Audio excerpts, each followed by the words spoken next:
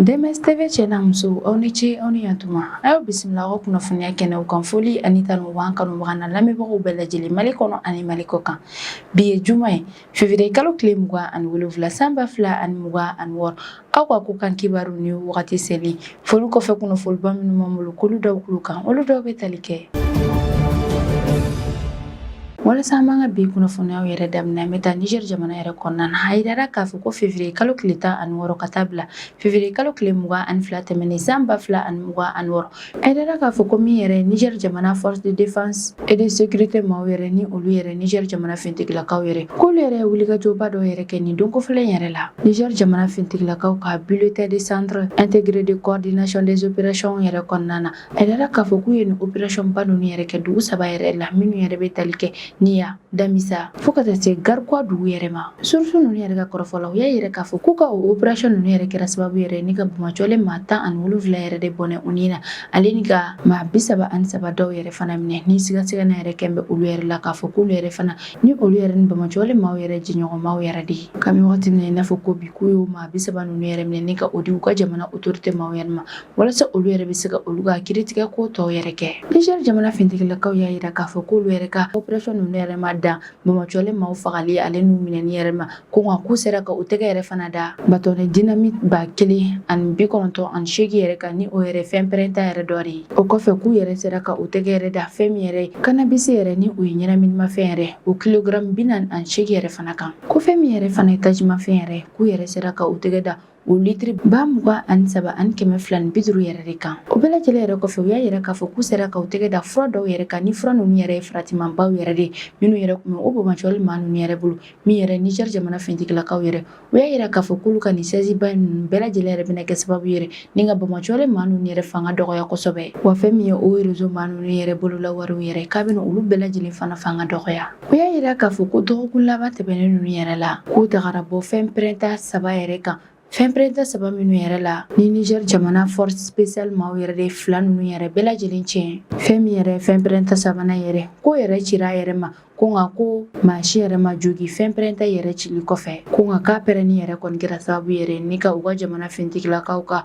bolimafɛn sen 4 dɔ yɛrɛ tiɲɛ ko ne tɛ n'a bɔra yɛrɛ kɔnɔna ko maa si yɛrɛ ma jogi wa fana maa si yɛrɛ ma to nin ko in yɛrɛ la. Niger jamana fintigilakaw yɛrɛ y'a yira k'a fɔ k'u ka sababu yɛrɛ kɛ u ka attaque yɛrɛ u bɛ ka minnu yɛrɛ kɛ ka ɲɛsin Bamajɔlen maaw yɛrɛ ma fo ka taa se u ka contrôle yɛrɛ fana ma u bɛ ka minnu yɛrɛ kɛ u ka jamana fantan ani 4 bɛɛ lajɛlen na ani u ka jamana fintigilakaw ka wulikajɔ teliya yɛrɛ kɔnɔna na ko bɛɛ lajɛlen yɛrɛ kɛra sababu ye min yɛrɛ u ka jamana fintigilakaw yɛrɛ olu yɛrɛ ka se k'u ka présence yɛrɛ caya kosɛbɛ u ka jamanaw yɛrɛ région caman yɛrɛ kɔnɔna na ani u ka zone minnu yɛrɛ fana bɛ yen nɔ ni o yɔrɔ ninnu yɛrɛ zone faratilenmabaw yɛrɛ k'u ka jamana fintigilakaw yɛrɛ cayalenba yɛrɛ de bɛ o yɔrɔ ninnu yɛrɛ la wa fana kusanga ani wagati bɛɛ lajɛlen yɛrɛ la k'u bɛ ka Bamajɔlen maaw yɛrɛ bunte o zone ninnu kɔnɔna na. Niger jamana fintigilakaw yɛrɛ y'a yira k'a fɔ k'u ye opération min yɛrɛ kɛ Niya dugu yɛrɛ kɔnɔna na ni o yɔrɔ yɛrɛ bɛ fleuve Niger rive droite fanfɛla yɛrɛ de la k'u ye opération yɛrɛ kɛ février kalo tile 16 san 2026 ni o bɛna tɛnɛ yɛrɛ de ma wa u bɛ taa opération yɛrɛ kɛ wagati min yɛrɛ la k'o y'a sɔrɔ wulafɛla yɛrɛ de don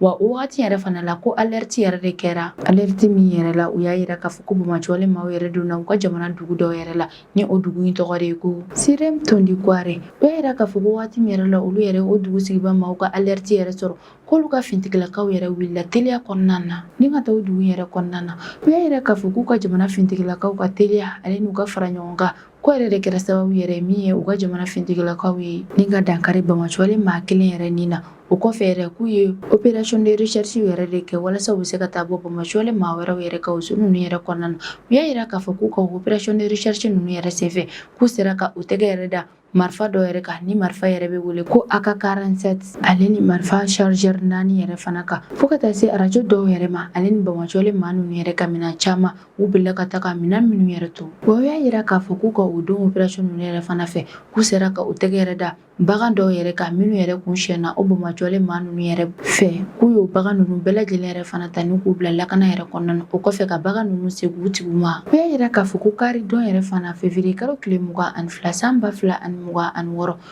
k'u ka patrouille minnu yɛrɛ bɛ Oro Gelajo dugu yɛrɛ kɔnɔna na k'olu yɛrɛ fana ye wulikajɔba yɛrɛ kɛ o don yɛrɛ la kɛrɛnkɛrɛnnenya la wulafɛla wagati yɛrɛ la k'u ka o don opération ninnu yɛrɛ la k'u ye Bamakɔcɔle maa dɔ yɛrɛ min yɛrɛ bilala siraba yɛrɛ la walasa ale yɛrɛ ka se ka Bamakɔcɔle maa tɔw yɛrɛ kunnafoniya n'a sɔrɔ ni u ka finitigilakaw yɛrɛ bɛ ka na wale min y'a yira k'a fɔ ko Bamakɔcɔle maaw yɛrɛ tun bɛ ka o zone ninnu yɛrɛ observer ko damisa opération yɛrɛ senfɛ min yɛrɛ ye Niger jamana finitigilakaw yɛrɛ k'olu yɛrɛ wale caman baw yɛrɛ kɛ walasa u bɛ se ka o région yɛrɛ lakana u y'a yira k'a fɔ ko février kalo tile 17 san 2026 ni o bɛna tarata don yɛrɛ ma k'u ka jamana finitigilakaw yɛrɛ opération dɔw yɛrɛ kɛ Bumba sugu yɛrɛ la opération minnu yɛrɛ kɛra ni fuyeli yɛrɛ de ye u y'a yira k'a fɔ k'o don yɛrɛ la k'u ye contrôle ba yɛrɛ de kɛ o sugu yɛrɛ kɔnɔna na fo ka taa se u ka jidaw yɛrɛ ma k'u ka o don intervention yɛrɛ kɛra sababu yɛrɛ ni u sera ka u tɛgɛ yɛrɛ da kulunba dɔ yɛrɛ ka kulu min yɛrɛ kɔnɔna na ni kulumisɛnninw yɛrɛ fana kun b'a kɔnɔna na min yɛrɛ bɛ taa fo kulumisɛnnin 19 yɛrɛ la o kɔfɛ k'u sera ka u tɛgɛ yɛrɛ fana da donsow ka marifa den 4 yɛrɛ fana kan fo ka taa se wariw ale ni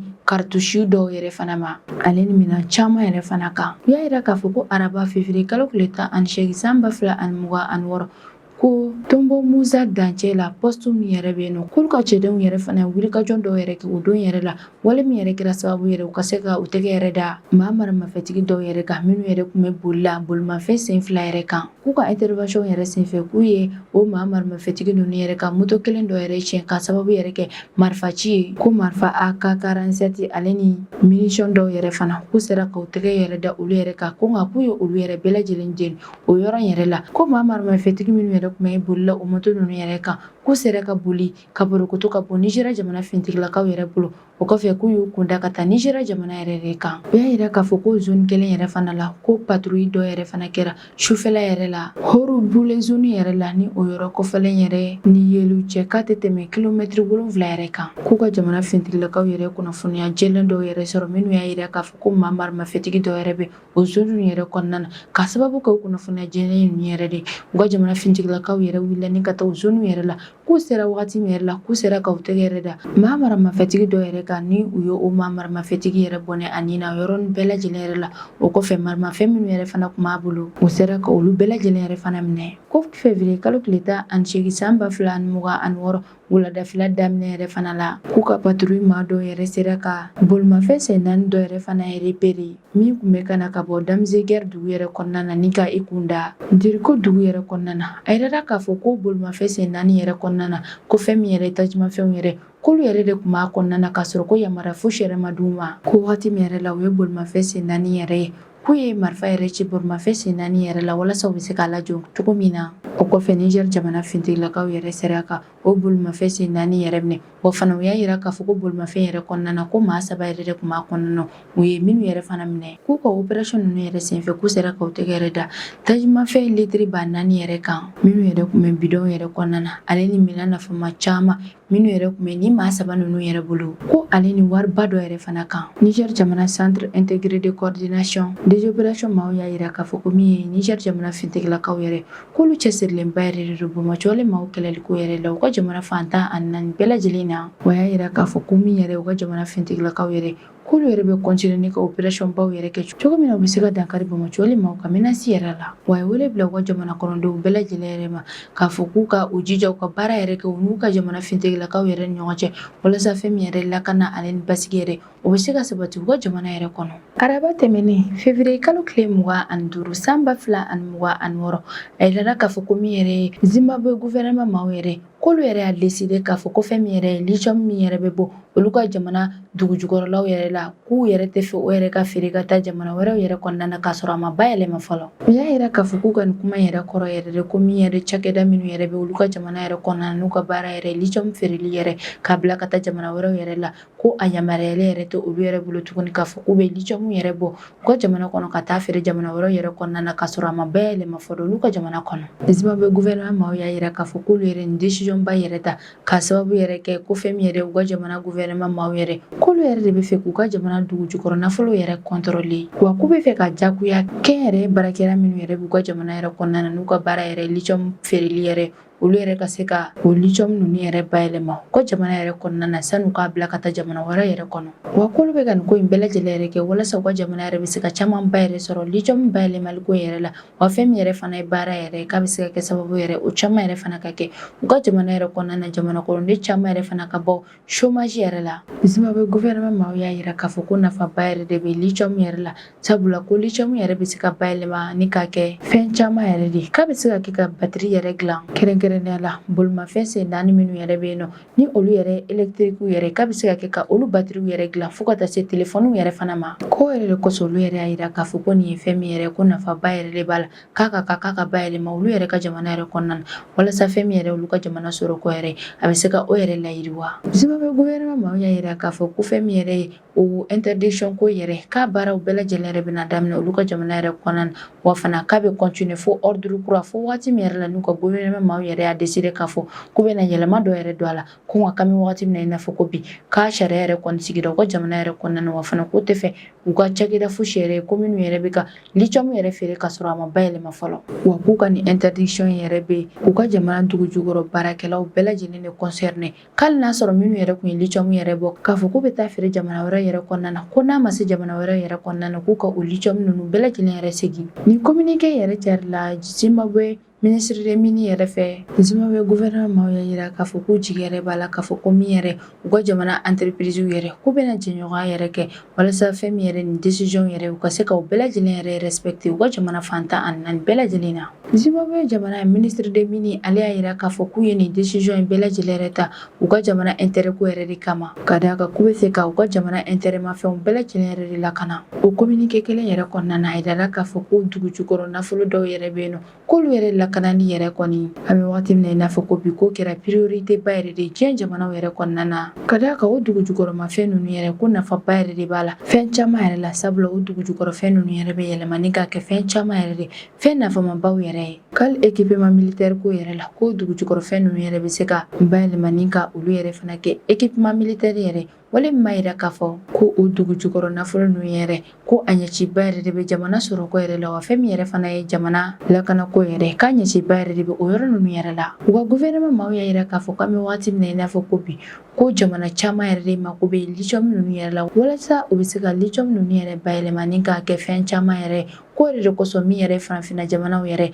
kɛrɛnkɛrɛnnenya la lithium yɛrɛ ka ca jamana minnu yɛrɛ la k'olu bɛɛ lajɛlen yɛrɛ bɛ ka décider ni ka u ka dugu jukɔrɔ nafolo fɛn bɛɛ lajɛlen yɛrɛ contrôler wa k'a caman yɛrɛ fana bɛ ka décider k'a fɔ k'u tɛna sɔn fiyewu ni ka o lithium ninnu yɛrɛ feere k'a sɔrɔ a ma bayɛlɛma fɔlɔ ko caman yɛrɛ kɔni ka laɲini yɛrɛ ni ka o lithium ninnu yɛrɛ bayɛlɛma u ka jamana yɛrɛ kɔnɔ yanni u ka taga feere jamana wɛrɛ yɛrɛ kɔnɔ ka d'a kan farafinna jamanaw yɛrɛ y'a dɔn sisan yɛrɛ de ko lithium ninnu yɛrɛ bayɛlɛmali olu ka jamana yɛrɛ kɔnɔna na k'a bɛ kɛ sababu yɛrɛ ni ka nafolo caman yɛrɛ de ladon u ka jamana yɛrɛ kɔnɔ wa fana a bɛna kɛ sababu yɛrɛ ni ka baara caman yɛrɛ de fana sɔrɔ. Polit Kamamura ni ale yɛrɛ de Zimbabwe jamana ministre des mines yɛrɛ ale y'a yira k'a fɔ ko Nigeria jamana gouvernement maaw yɛrɛ bɛna ɲɔgɔnye dɔ yɛrɛ kɛ u n'u ka jamana kɛnyɛrɛye baarakɛla minnu yɛrɛ ka baara bɛnnen bɛ dugu jukɔrɔ nafolo bɔli yɛrɛ kan k'u bɛna o ɲɔgɔnye ninnu yɛrɛ bɛɛ lajɛlen kɛ k'a latɛmɛ kosɛbɛ walasa u ka se ka taa ni sariya kura ninnu yɛrɛ ɲɛfɔliba yɛrɛ o kɛnyɛrɛye baarakɛla ninnu yɛrɛ ye ale ni k'a dɔn fana u bɛna se ka o sariya ninnu yɛrɛ fana appliquer cogo min yɛrɛ la. Polit Kamamura y'a yira k'a fɔ ko min yɛrɛ Zimbabwe gouvernement maaw yɛrɛ k'olu bɛ fɛ nin ko in bɛɛ lajɛlen yɛrɛ ka kɛ jɛlenya yɛrɛ kɔnɔna na wa fɛn min yɛrɛ fana u ka jamana dugu jukɔrɔ nafolo yɛrɛ k'u bɛ fɛ k'olu yɛrɛ fana valoriser kosɛbɛ wa k'u bɛ fɛ o dugu jukɔrɔ nafolo ninnu bɛɛ lajɛlen yɛrɛ fana ka bayɛlɛma u ka jamana kɔnɔna na fɛn min yɛrɛ ye kɛnyɛrɛye baarakɛla minnu ka baara bɛnnen bɛ o dugu jukɔrɔ nafolo ninnu bɔli yɛrɛ la k'u bɛ fɛ olu yɛrɛ fana k'u ka sariya ninnu bɛɛ lajɛlen yɛrɛ fana bonya ni ka sariya ninnu bɛɛ lajɛlen k'a kɛ cogo ɲuman yɛrɛ fana la o dugu jukɔrɔ nafolo ninnu bɔli yɛrɛ fana k'u bɛ fɛ olu bɛɛ lajɛlen yɛrɛ fana ka kɛ kɛcogo ɲuman yɛrɛ fana la. O texte kelen yɛrɛ kɔnɔna na a yirala k'a fɔ ko kabini san 2025 wagati yɛrɛ la ko Zimbabwe gouvernement maaw yɛrɛ kun ye laseli dɔ yɛrɛ kɛ min na u y'a yira k'a fɔ ko a yamaruyalen yɛrɛ fana tɛ ko maa si yɛrɛ ka lithium gɛrɛgɛrɛ yɛrɛ ta k'a fɔ k'i bɛ taa feere jamana wɛrɛ yɛrɛ kɔnɔna na wa k'u ye o laseli yɛrɛ kɛ wa k'o sariya ninnu yɛrɛ bɛɛ lajɛlen yɛrɛ sigira u ka jamana yɛrɛ kɔnɔna na janvier kalo tile fɔlɔ san 2026 ko b'a yira k'a fɔ ko min yɛrɛ u ka jamana kɛnyɛrɛye baarakɛla minnu ka baara yɛrɛ bɛnnen bɛ dugu jukɔrɔ nafolobaw yɛrɛ ka k'olu yɛrɛ ka usine ba dɔw yɛrɛ sigi u ka jamana yɛrɛ kɔnɔna na usine minnu yɛrɛ kɔnɔna na u b'o lithium ninnu yɛrɛ ta ni k'a bayɛlɛma yan'u k'a bila ka taa jamana wɛrɛw yɛrɛ kɔnɔ. O y'a yira k'a fɔ ko farafinna jamanaw yɛrɛ kɔnɔna na ko Zimbabwe jamana yɛrɛ ka lithium yɛrɛ ka ca ni jamana tɔ ninnu bɛɛ lajɛlen yɛrɛ tɛ. O fana ko min yɛrɛ fana réservelen yɛrɛ fana b'u bolo ko yɛrɛ fana ka ca kosɛbɛ. Wa u ka o lithium fanba ninnu bɛɛ lajɛlen yɛrɛ tun bɛ bila ka taa Chine jamana yɛrɛ de kɔnɔna na wala n'a sera yen nɔ fɛn min ye Chine gouvernement maaw yɛrɛ olu yɛrɛ fana b'a bayɛlɛma ni k'a kɛ batterie ale ni fɛn caman yɛrɛ. Wa u y'a yira k'a fɔ k'olu ka jamana yɛrɛ kɔnɔna na ko lithium dɔrɔn yɛrɛ tɛ yen nɔ ko fɛn min ye cuivre ye nickel fo ka taa se dugu jukɔrɔ fɛn caman wɛrɛw yɛrɛ ma ni nafaba yɛrɛ bɛ olu yɛrɛ la ko bɛɛ lajɛlen yɛrɛ bɛ olu ka jamana yɛrɛ kɔnɔna na. Mɛ wagati min na i n'a fɔ ko bi min ye Zimbabwe gouvernement maaw yɛrɛ olu yɛrɛ kɔni y'a yira k'a fɔ ko fɛn min yɛrɛ olu ka lithium yɛrɛ ye k'a yamaruyalen yɛrɛ tɛ entreprise fosi yɛrɛ fɛ minnu ka baara yɛrɛ de lithium bɔli yɛrɛ ye k'olu yɛrɛ k'a fɔ k'u b'o lithium ninnu yɛrɛ gɛrɛgɛrɛ ta ka taa feere jamana wɛrɛw yɛrɛ kɔnɔna na ko walasa olu yɛrɛ kɔni ka se ka o lithium ninnu yɛrɛ feere fo n'u ye usine ba dɔw yɛrɛ dayɛlɛ olu ka jamana yɛrɛ kɔnɔna na ni ka o lithium ninnu yɛrɛ ta ni ka olu yɛrɛ bayɛlɛma o usine ninnu yɛrɛ kɔnɔna na o kɔfɛ u bɛ sɔrɔ ka o bayɛlɛmalen yɛrɛ de ta ni ka taa feere jamana wɛrɛw yɛrɛ kɔnɔ. Walasa an ka dan se an ka bi kunnafoniyaw yɛrɛ la an bɛ taa États-Unis jamana yɛrɛ kɔnɔna na a yirala k'a fɔ ko février kalo tile 25 tɛmɛnen san 2026 ni o bɛnna arabadon yɛrɛ ma fɛn min yɛrɛ ye États-Unis gouvernement maaw yɛrɛ k'olu ye décision ba dɔw yɛrɛ ta décision minnu yɛrɛ bɛ tali kɛ sɔrɔ ko sanction yɛrɛ tali ni ka o da Iran jamana yɛrɛ kan o y'a yira k'a fɔ k'u y'o décision ninnu bɛɛ lajɛlen yɛrɛ ta walasa ka Iran jamana sɔrɔ ko yɛrɛ de fanga dɔgɔya kosɛbɛ fo ka taa se u ka gouvernement maaw yɛrɛ fana ma fo ka taa se u ka gouvernement yɛrɛ fana ma. États-Unis gouvernement maaw yɛrɛ bɛ décision yɛrɛ ta wagati min yɛrɛ la o y'a sɔrɔ ko nin jamana fila ninnu yɛrɛ kun ye ɲɔgɔnye dɔ yɛrɛ kɛ Suisse programme nucléaire iranien ko yɛrɛ kan. États-Unis jamana ministère des finances ale ye maa 4 dɔ yɛrɛ bila ka liste noire yɛrɛ kan maa 4 minnu yɛrɛ bɛɛ lajɛlen yɛrɛ bɛ bɔ Iran jamana kɔnɔ fo ka taa se cakɛdabaw yɛrɛ ma ale ni navire 12 yɛrɛ kan ni olu yɛrɛ ye kunun yɛrɛ ye. Communiqué dɔ yɛrɛ kɔnɔna na a yirala k'a fɔ ko nin pétrolier ninnu bɛɛ lajɛlen yɛrɛ bɔra Iran jamana yɛrɛ de kɔnɔna na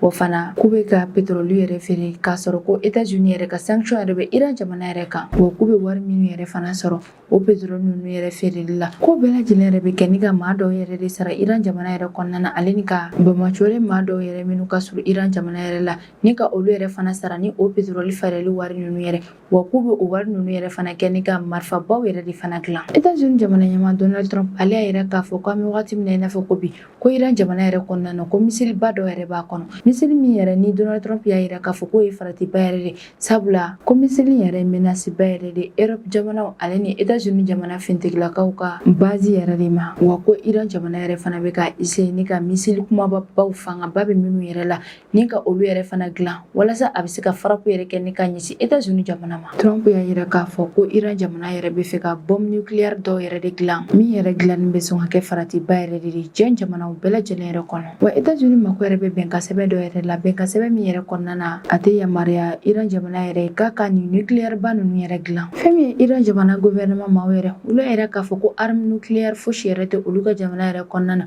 ko nucléaire minnu yɛrɛ bɛ olu yɛrɛ bolo k'olu bɛ ka o nucléaire ninnu bɛɛ lajɛlen yɛrɛ dilan u ka jamana kuran ko ale ni industrie ko dɔrɔn de la ka d'a kan ko o nucléaire yɛrɛ de autoriselen yɛrɛ don TNP maaw yɛrɛ ko yɛrɛ de kosɔn olu yɛrɛ bɛ ka o nucléaire yɛrɛ dilan ko n'a bɔra o yɛrɛ la ko arme nucléaire fosi yɛrɛ tɛ olu yɛrɛ bolo min yɛrɛ bɛ se ka kɛ menace yɛrɛ diɲɛ jamanaw yɛrɛ kɔnɔ. États-Unis jamana diplomate maaw y'a yira k'a fɔ ko ni olu yɛrɛ échouera nin ko in yɛrɛ la États-Unis diplomate maaw y'a yira k'a fɔ ko ni nin kumaɲɔgɔnya yɛrɛ kɔnɔna ni olu yɛrɛ échouera k'olu yɛrɛ bɛ se ka attaque kɛ ni ka ɲɛsin Iran jamana yɛrɛ ma walima k'u ka jamana fintigila ka camanba yɛrɛ fana bila ka taa Golfe yɛrɛ la walasa olu yɛrɛ bɛ se ka taa dankari Iran jamana ka menace yɛrɛ ma u bɛ fɛ ka min yɛrɛ kɛ ka ɲɛsin États-Unis jamana yɛrɛ ma. An bɛ wagati min na i n'a fɔ ko bi min ye États-Unis jamana yɛrɛ olu yɛrɛ ye sanction wɛrɛ yɛrɛ ta ni ka da Iran jamana yɛrɛ kan sanction min yɛrɛ bɛ tali kɛ suruko yɛrɛ la o fana u y'a yira k'a fɔ k'u ye nin sanction ninnu bɛɛ lajɛlen yɛrɛ kɛ walasa ka Iran jamana gouvernement fanga yɛrɛ de dɔgɔya ani ka basigibaliya yɛrɛ fana bila u ka sɔrɔko yɛrɛ la. Ni ne bɛ dan se an ka bi ko kan kibaru kan man kanubaga n'a lamɛnbagaw bɛɛ lajɛlen fɔ Mali kɔnɔ ani Mali kɔ kan aw kan bɛn a ɲɔgɔnna wɛrɛ ma.